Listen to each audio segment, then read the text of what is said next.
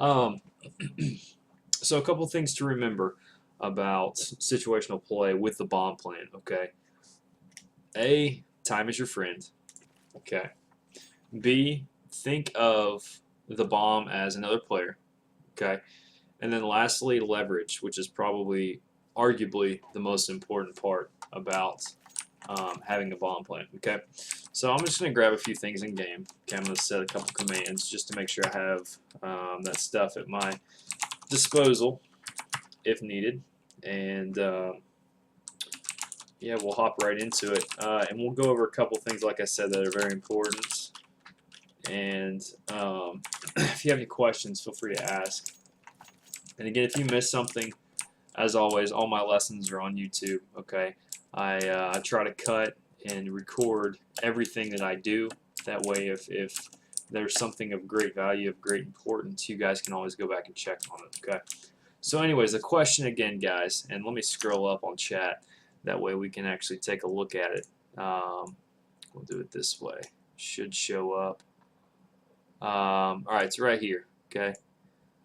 After plant positions, I realize it's pretty map dependent, but it really helped to have a good idea of where to go in X on X situations. Okay, so let's remember a couple things again. Time is our friend. The bomb is an extra player. Okay, and leverage. Those are probably the three most important things when it comes to post-plant positioning. All right, so say we've got a plant in a pretty standard spot, and I'll just throw the bomb on the ground. So that's where our plant is. Okay, a couple different things we've got to look at. First of all, where can the CTs come from? All right, most likely they're going to come from this lane. I need to change my sensitivity back to game sense. They're going to come from here, and they'll come from here. Okay, that's the three most popular lanes for this map in particular. Okay, that being said, we go to the point of leverage first and foremost. Okay, leverage is key. All right, if you've got three guys on this side over here by Tetris, okay, you know, maybe in sandwich, and then one at a ramp, you don't have any leverage on the bomb. What I mean by leverage is I mean the ability to create a crossfire, the ability to do a bait and switch. Several things go into basically what becomes leverage. And again, those things crossfiring, the ability to bait and switch, the ability to put pressure at those angles, and particularly all angles. So for instance, if we're all on this side of the site here, okay, we've really only got one good spot to see when a counter terrorist exposes himself, okay, and that's really towards CT spawn. While he may become exposed toward jungle and toward stairs, he's always got that ability to play that corner and even toss a smoke in this area. And same goes for here. But this area, he can always fall back a lot more easily, whereas this guy, he's pretty much got to dedicate himself to being out here to really try to make a play towards you, and to really just be effective against you. He's got to make a commit. This guy, on the other hand, can really kind of play this corner. He can do a lot of things that you can't see, like flash. Okay, there's a bunch of different things that he can do. So again, leverage is key, because if something like that happens where he flashes, if you've got a guy on this side of the site and you communicate that appropriately, maybe he's playing this box here, or really not even under balcony, but you know, if you've got a smoke here and you know there's a guy stairs and he flashes, you know, you can counter peek. Okay, stuff like that. So it's really important, depending on the situation, whether or not you want to play in certain areas of the map. Okay, there's a couple things I always say, and that's focus on where they're coming from. Okay, focus on crossfires, and again, this is just a recap. Crossfires, focus on the bait and switches and stuff of that nature. Anytime you become one-dimensional, and by that I mean if a CT has to look at just one way to see all three of you, then it's a bad situation. So if I'm playing the bomb and I know I've got a teammate sandwich and a teammate Tetris, okay, I'm going to plant here, all right, and I'm going to reposition. I'm going to go ahead and move back here. Only because while this is a very common spot, you have leverage, okay? And if you let them create the distraction, then that's going to allow you to get a few easy picks. Okay, so just keep that in mind. All right. DHM Nuts, hey, what's up? I followed like a few days ago when you were offline. Finally caught you live to watch. Well, hey, man, thanks for joining us. hope you enjoy your stay here, and if you get any questions, man, feel free to let me know. Okay. So again, post plant positioning it's again dependent on what we talked about before. I'm not going to repeat myself, but always try to move away from where somebody is. Okay. Let's take it to the other side just to have another example. Okay. And again, never try to make yourself what I call one-dimensional. Okay. Another thing is as well, if typically the guy who has the best advantage on peeking the bomb wants to be the last guy to really peek any sort of aggression. So say you've got a guy up in apartments, okay, say we've got a bomb plant in this area here, all right, so all he's got to do is peek out and he's got a couple shots. He wants to be the last guy to create what I call contact, okay? Contact meaning you see the counter-terrorist, you shoot at the counter-terrorist, you do stuff like that. He wants to be the last one to make that contact, because if he's the first one to make that contact, then they know if it comes down to him, because he's got the best position, then they know where he's at. Okay, so this guy needs to be the most patient. If you've got the best angle on the bomb to see a bomb plant to stop a bomb, or a bomb defuse rather, to see a bomb defuse to stop a bomb defuse, then you need to be the last one to peek. You need to leave it on these secondary guys, maybe over here in courtyard or over here at headshot. Okay, you need to leave it to those guys to peek first. Don't be the guy who tries to be Superman and win a 1v or a 3v4 by being the first guy to peek just because you feel like you cannot shoot everybody. Okay, always, always, always, and this goes back to community lesson number 1. Okay, and that is keep your stealth as long as you can. Okay, especially as a terrorist. Keep it to where they never know where you're at. That's really going to help you win tight situations, win clutch situations, okay? If you're running all over the map, thunderfooting it, as I like to call it, then you're not going to be as successful as if you be methodical and you just slow down and you think about every situation, okay? So just to recap one more time. Bombs down, bombs planted, okay? We're in a 3v3 situation. We've got to have good leverage, okay? We can't make ourselves one-dimensional. All right, we need to have bait and switch, and we need to be able to create crossfires. Okay, those are the big things when it comes to playing these situations, right? Playing them, quote unquote, perfect. Okay. The mental side of Counter-Strike, it's just like you've heard if you play sports. Okay, the mental aspect, you should never have a mental mistake. Physical mistakes are going to happen. Physical being shooting. Okay, always, always think through a situation. And again, the most important thing, the guy with the best angle to stop a bomb defuse should be the last guy to create contact. Okay, that's it for the basically the positional play. Now, if you guys have questions, feel free to ask. I mean, hit me up. What's up, Exterminate Daffodils? That's a sweet name, by the way. I'll take questions if you guys have them. And again, guys, if you have other questions outside of what we're dealing with right now, feel free to ask, because I get a lot of my content from you guys. If you guys have questions, I'm going to turn that into a video, and if you really like what you hear, you can share it with somebody else, and it's just going to create a pattern, okay? So I'll take some time and wait on you guys to ask some questions. I may think of some other stuff as we run around the map. But anyways, yeah, as far as that question being map specific, you're right. It's really not a question that can be handled map specific, other than, you know, just allow yourself good angles, okay? What is a good DM server to join to gain better aim? DHM, if you've seen my aim lesson, okay, typically what I like to do is the free-for-all deathmatch servers on like Dust 2. I'm not a big fan of those to train your aim, okay? But what I am a fan is of to actually join a server where everything's in front of you. And by that I mean all I've got to do is basically make no more than really a 90-degree turn or a 75-degree turn. That's not even a full 90. Okay, that's about a 75. If I start doing 180s and I get crazy like that, then it really takes what I'm trying to work on, such as aim, and it brings into reflex and reaction of the what I call the oh shit button. Okay, so really make it easy on yourself. Simplify your screen. Focus on what's in front of you. When you get comfortable with that, when you get confident with that, that's when you can say, all right, my aim's feeling good enough. Let's hop into a free-for-all deathmatch server. Then I can practice the 180s, twist, boom, headshots. Okay, so hopefully that answers your question. QMO, if you had to make contact as the T in apartments to crossfire, would you then reposition? It's a good question. Great question, actually. It depends on what kind of situation your teammate's in, or what situation the team as a whole is in. Okay, if you've got multiple men up, so say you've got three, say it's a 3v2 in your favor. Okay, I'm less concerned there about making contact as opposed to a 3v4 in your disadvantage. Okay, but that being said, with that advantage, again, the bomb plant is another player. So that 3v2 is more like a 4v2 because that bomb's ticking. It's ticking. Anytime you've got the bomb down, guys, there's no need to go Leroy Jenkins out in the open peak, okay? You need to be peeking tight angles, okay? Because if you're not, you're making yourself susceptible to an easy headshot.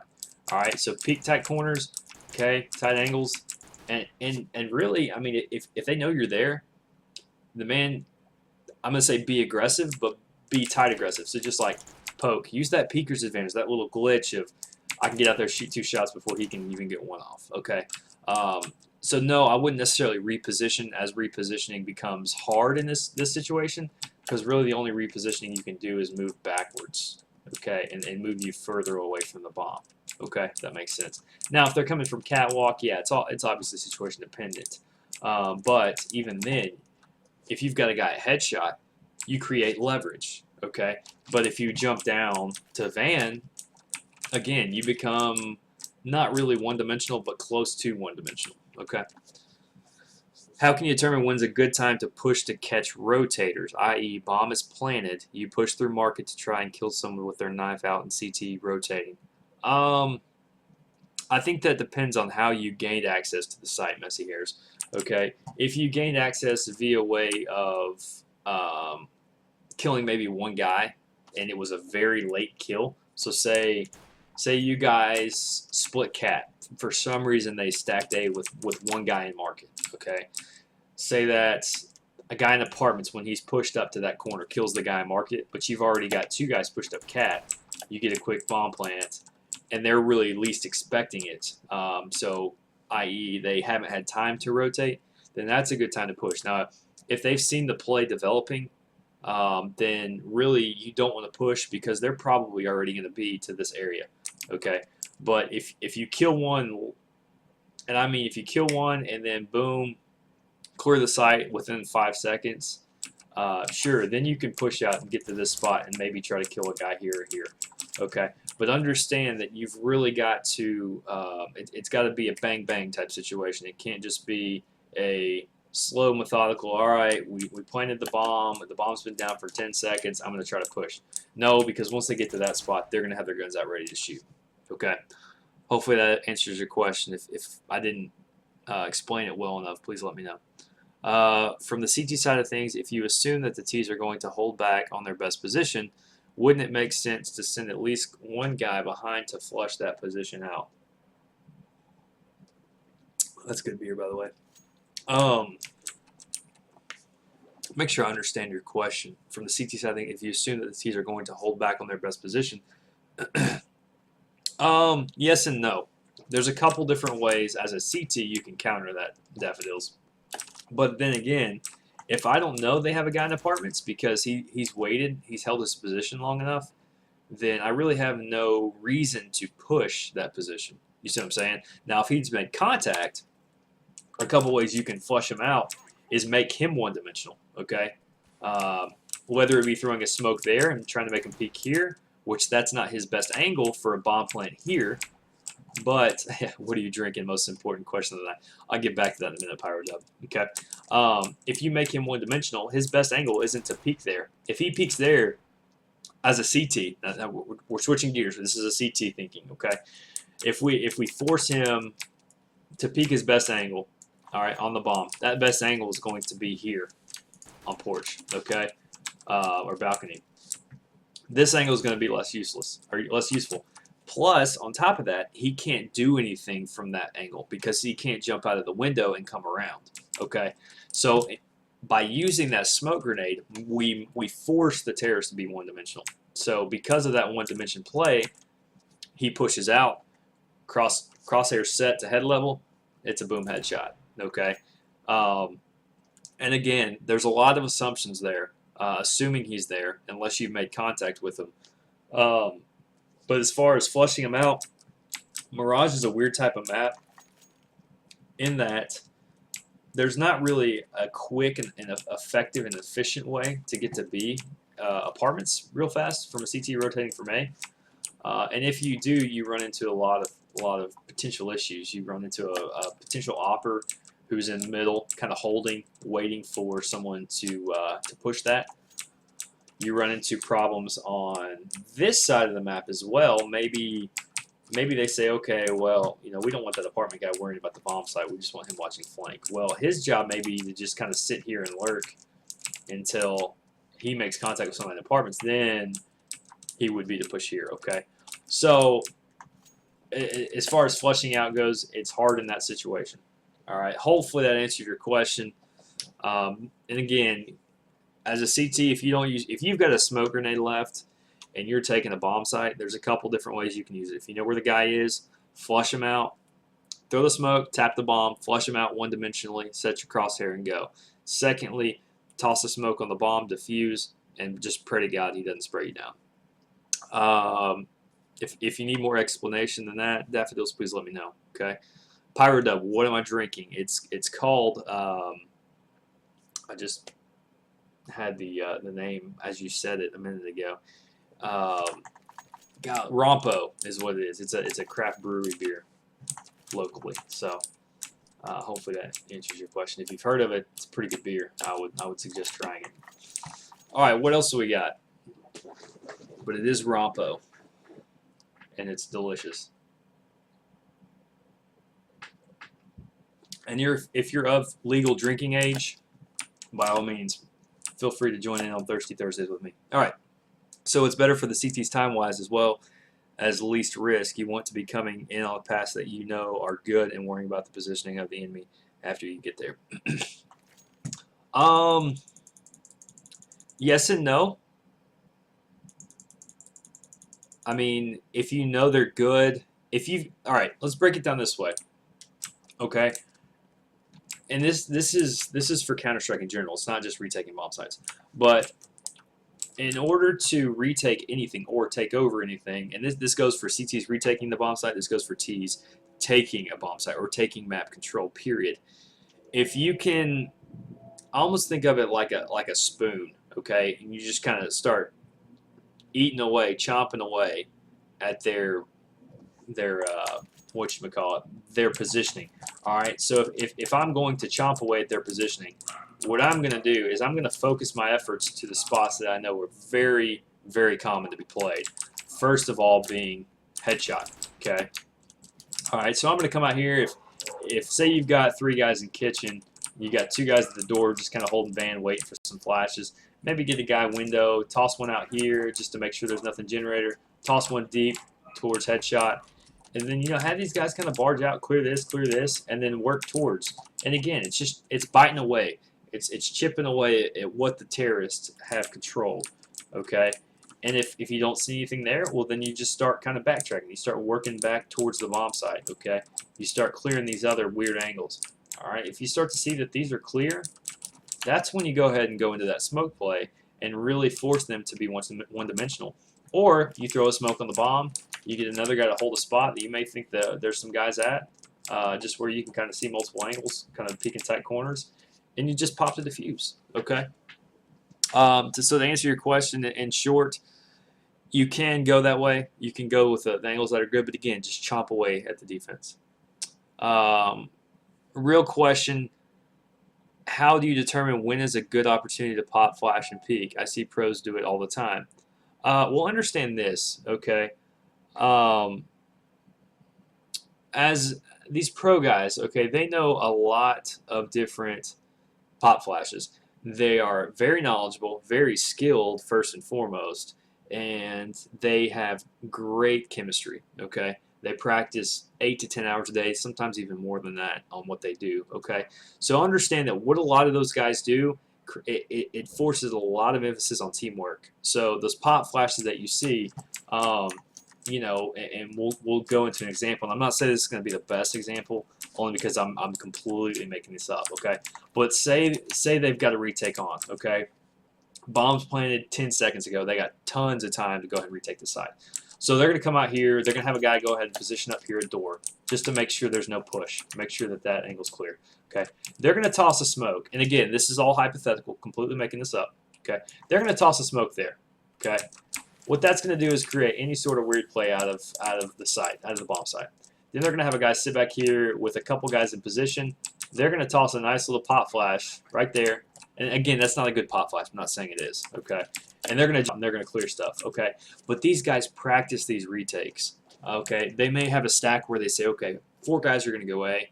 We're going to have 1 guy watch B from the kitchen area. We're going to play retake on B. Not that that's ideal. I think B is a harder bomb site to retake on this map. So a lot of times you're not going to see pros try to retake the harder bomb site to take. Okay. But again, this is all hypothetical.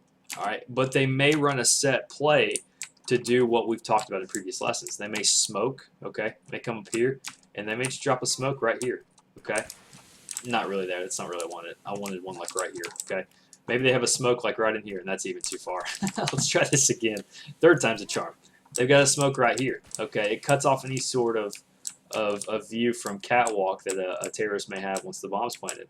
And what they may do is they may just throw flashes and stuff out window and just kind of creep out through the smoke. And again, you take away angles that you know they like to play. Okay, so you throw that smoke down knowing, all right, that's going to take away at least 3 angles that the teams may have and shrink it down to about 2 angles. Okay. And then they say, all right, we know we've got to peek towards van. We know we've got to peek towards headshot. That smoke's going to cover the other 3 angles. Okay, so 5 angles, it's going to cover 3, 4, and 5. So we need to focus on angle 1 and 2. All right. So that's really how they know those perfect flashes are great for peeking what spots, because they may say, all right, that flashbang, that pop flash is it's gonna flash this spot, but it's not gonna flash, you know, this spot right here. Okay, so they know when they peek off that pop flash, it's one spot is the only vulnerable spot that they're able to get hit from. Okay, hopefully that makes sense for you. What are some good ways to play support, help someone holding an important angle, e.g. on DD2? An op is holding longer short. I end up feeling like I'm baiting and push / get overly aggressive. What should I be doing? What does EG mean? Did you mean IE, like in an example?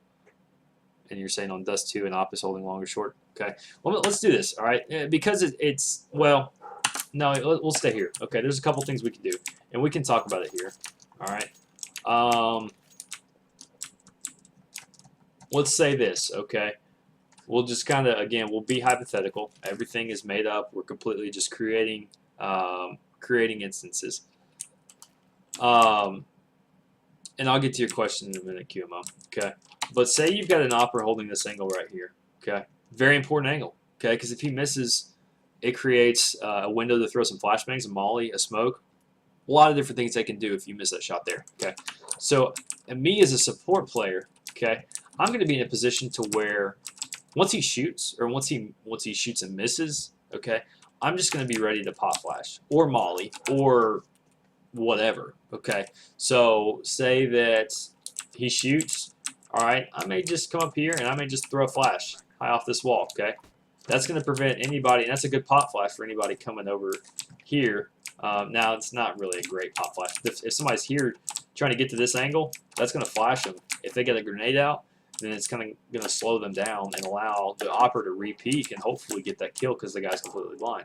It's having what I call primed, and this is it's a very good example. That's the terminology.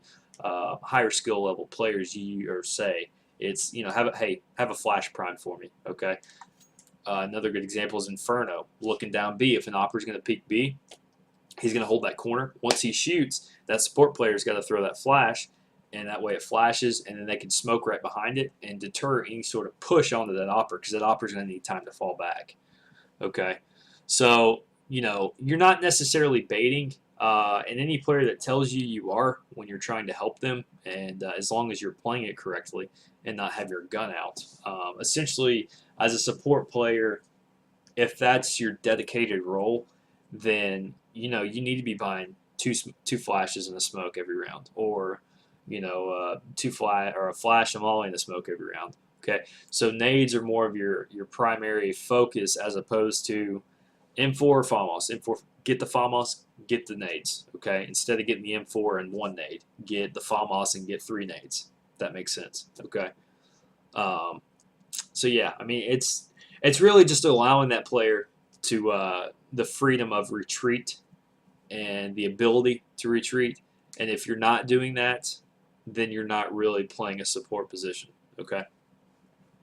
Is your left-handed gun mostly preference, or does it actually give an advantage? Here's my theory, and again, this is me. Okay, I'm dominant right-handed in real life. Okay, I've always heard, and whether it's a fact or myth, I don't know, because I've been doing it since I played 1.6. Okay, but I always heard if you had the gun on the left hand of your screen and you're right-handed, it's going to force you to focus on your crosshair more. So yes, it's more preference than an advantage. It's not really. It's not like, oh, he peeks the left side of the box all the time because he's got left-hand models. It doesn't matter. Okay, you can still peek this angle, and it's not gonna affect you regardless. Okay, so yes, mostly preference. But give it a try. You guys may like it. You guys may realize, oh crap, that does really help me focus on my crosshair more. All right, what else you guys got? Give me some other questions. And again, guys, if you're new here, thanks for joining. I hope you'll click subscribe. I hope you click follow and just kind of chill out with me for a little bit. Have a good time. And if there's any questions I can answer, let me know. Okay, the beer must be hitting me good.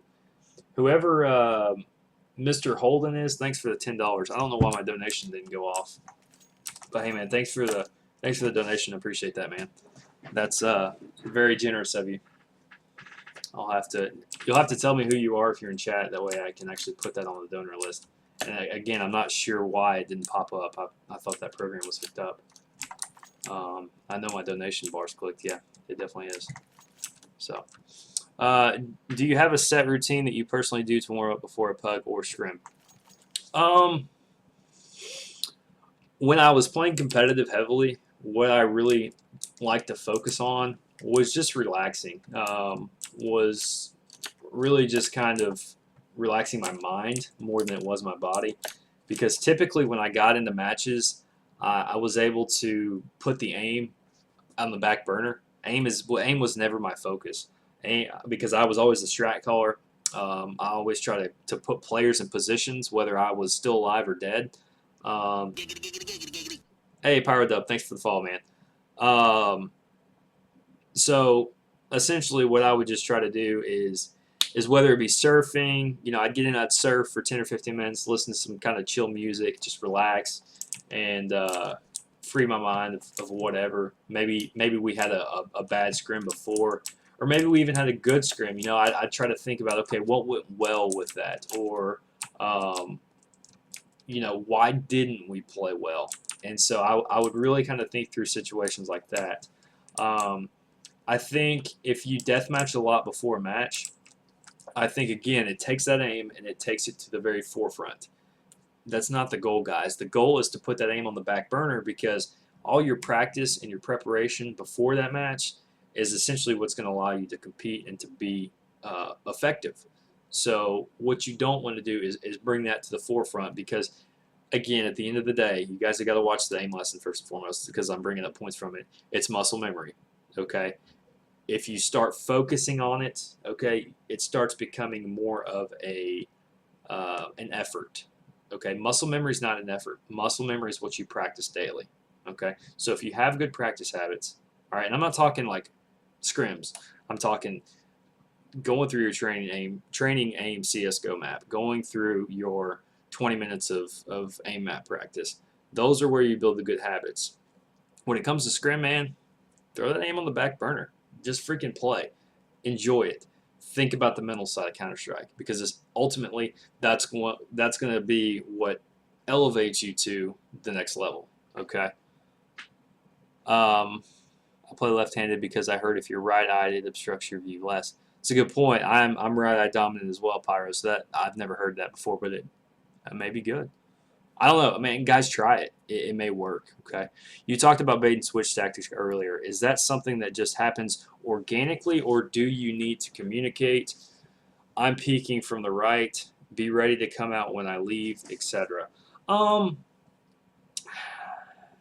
At the lower levels, and Messy Hairs, I'm not sure what level you play at in matchmaking, but at the lower levels, typically there. You know what? Let's change cameras just because I want you guys to look at my face.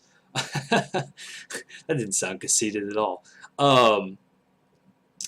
Yeah, I mean, you can force it like that. You can say, hey, I'm going to peek. Like, as soon as I shoot, man, you peek out and you shoot too. Okay? That's the idea of the bait and switch. Okay? If you've got an opera's going to say, hey, man, I want you to peek whenever I peek. Or whenever I shoot, rather, not whenever I peek. So whenever you hear that op shot, you peek. Okay? That's kind of how the bait and switch works. You may have a guy, let's go back in the game real quick. You may have a guy up here in apartments, and he's up here, okay, and you've got a good leverage position right back there. And again, let me say this because I don't think I explained this. Okay, guys, leverage is having the bomb in between you and your teammates. Okay, I didn't explain that well enough earlier. Okay, so if my teammates are over here and I'm over there, there's no leverage on the bomb because it's one-dimensional. Okay, this way you've got one guy here, bomb here, one guy in apartments. Wow, it switched back. I'm sorry. Let's try that again. I don't know why it switched back. It must have been a glitch. All right, reset. Okay, you've got leverage between the two. So bomb's here, and you've got a guy here, and you've got one in apartments. Okay, that creates leverage. The bomb's in between you two. You're able to use that quote-unquote third person to be able to help you make a play, because ultimately when they stick that bomb, it's at least 5 seconds that they're delayed. Okay, so that bomb is a third person, whether you realize it or not. Okay, so again, going back to the bait and switch. If I say, okay, you know, for some odd reason, this guy, even though he's got the best advantage on the bomb, he's peeked first. He said, I'm going to be the contact guy. As soon as I shoot, I want you to peek. So if he's peeking, you know, obviously you got to peek an angle to which your teammate can see. Okay, so if I'm peeking towards jungle and shooting back there, guess what? My teammate's going to peek, but there's nobody to shoot because he's got a good angle to where he can't be seen from that spot. So try to peek an angle in which, you know, your teammate can shoot at him.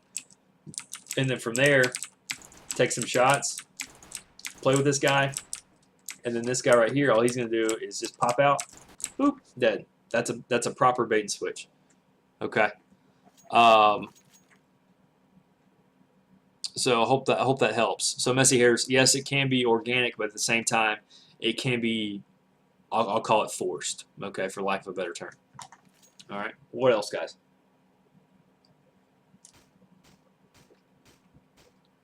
That beer has ran right through me. I'm going to take a little bathroom break here in a minute.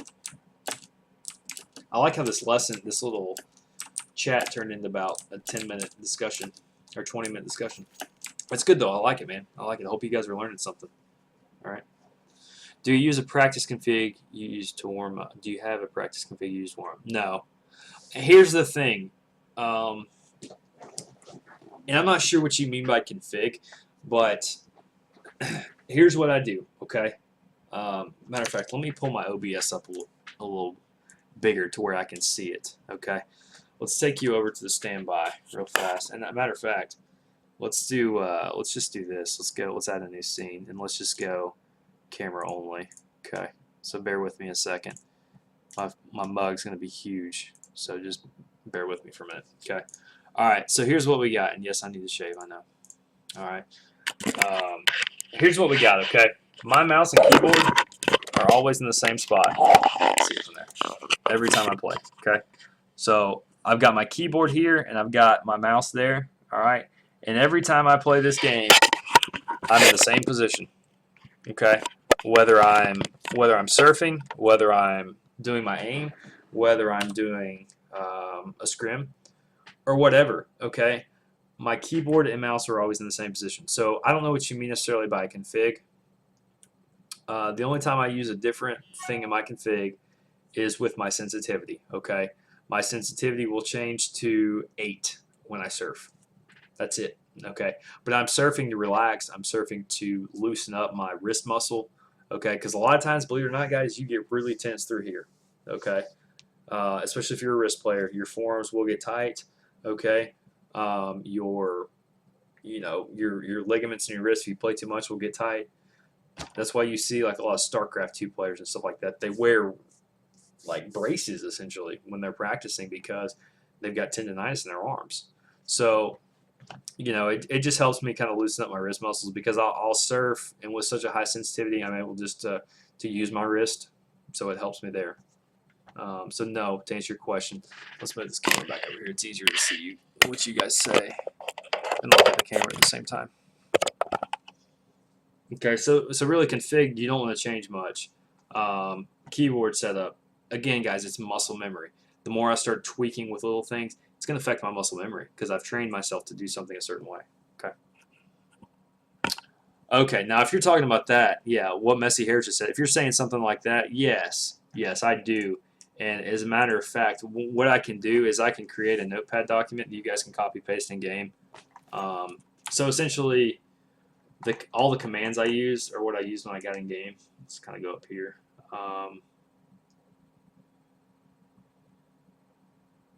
But yeah, these right here. SV cheats 1, SV infinite ammo, SV grenade trajectory, SV show impacts. Yeah, you can do that. You can put those configs in there. Use one for running around with bots / tracking heads, etc. Yeah, I've never really messed with those only because I don't do a lot of solo practice. This was back before I knew all these commands. I would just hop in an ESCA server, and I would just focus on. I could turn grenade trajectory on in there, and essentially accomplish the same thing.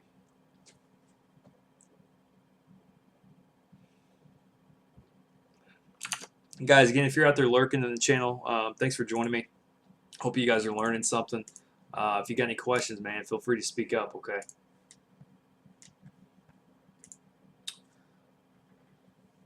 I'm surprised nobody's asked what resolution or anything I play on, because right now I'm on 1920 by 1080. And I really think for productional value, I'm going to switch to playing on this, which, to be honest with you, it's going to be completely miserable for the first few weeks. Because I'm so used to playing on 1024, and I'm not sure that it looks very good.